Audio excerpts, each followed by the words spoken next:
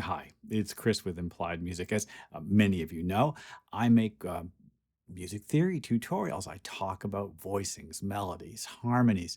And because I'm a pianist, among other things, I use the piano to demonstrate it. You know, a question I get all the time is, what's that piano sound? What VST are you using? Is it a sampled piano? Well, over the years, I've kind of just gradually dialed in a sound that I like to play that feels expressive and intimate, but at the same time has a certain amount of power, and that helps me show the things I want to show.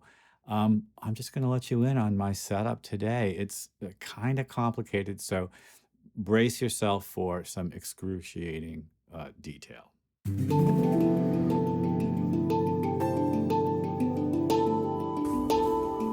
All right, so we're here in Logic, and you can see I've set up a summing stack, sum one, and it's got a piano, and then a felted piano, and then strings. I'm playing all three of those instruments at once when I play this chord.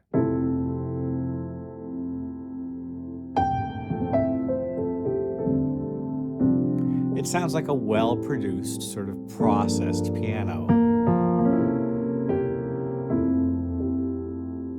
So what are the instruments and how do I have it arranged?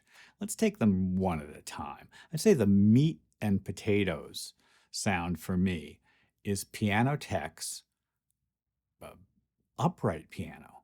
And it's a U4 Yamaha model. Now, I have it set up in a way that just feels right for me.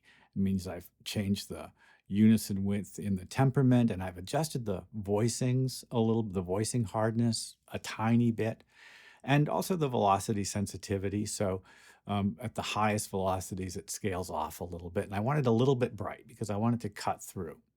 Maybe the single most important thing for me is how I set up the microphones. Now, here I've placed the U4 in a virtual room, and you can see I've got three microphones set up. And down here, I can do this because this is the way Pianoteq works. It's not a sampled piano, it's a virtual piano.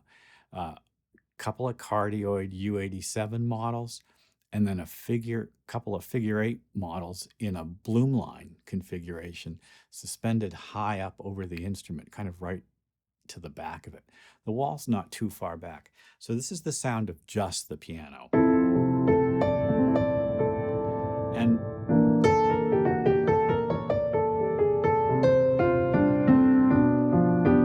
pretty nice sound.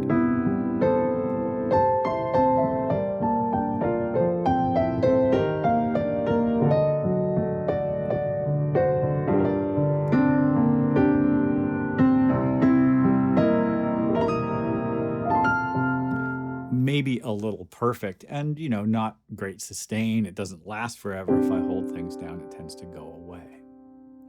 You've got a lot of controls with Pianoteq, and I'm just a big fan of it. Like, for instance, we can play around with the virtual condition of the instrument to bring it, in and out of tune, to model wear and tear. You can have the action noise controlled, and all these things I've tweaked a tiny bit to sort of like get exactly the upright piano sound that I want.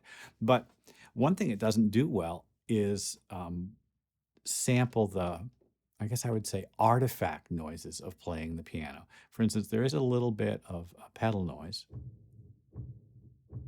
but I'm not crazy about it. It's kind of always the same. And I could say the same about the key off noise.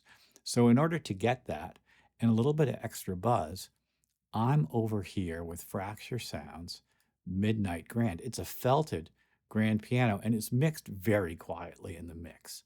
So here's the sound of the Midnight Grand.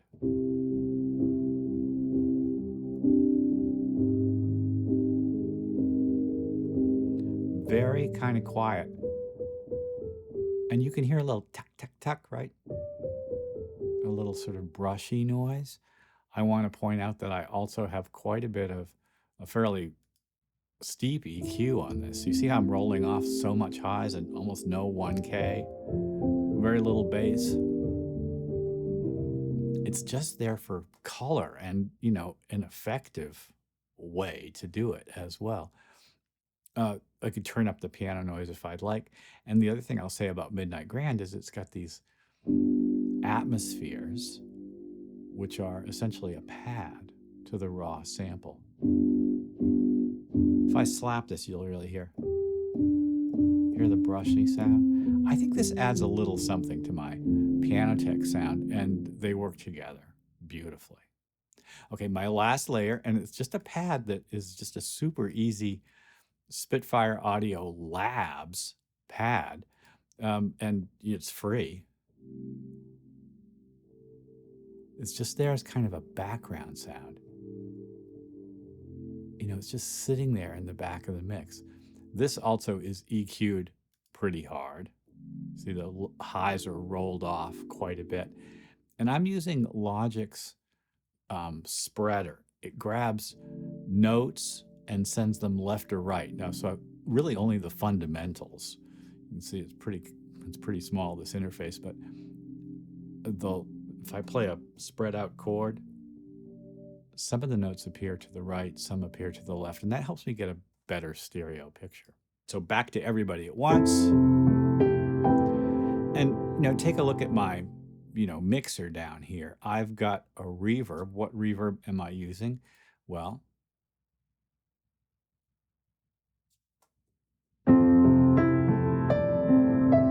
it's a plate.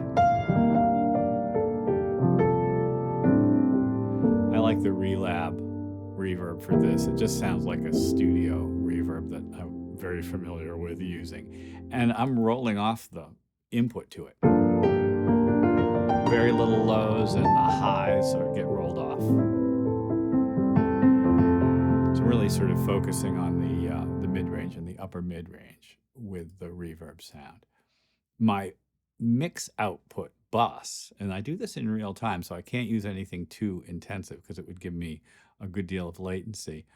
First, I've got the an SSL native bus compressor, right? Just modeling kind of just a tiny bit of compression.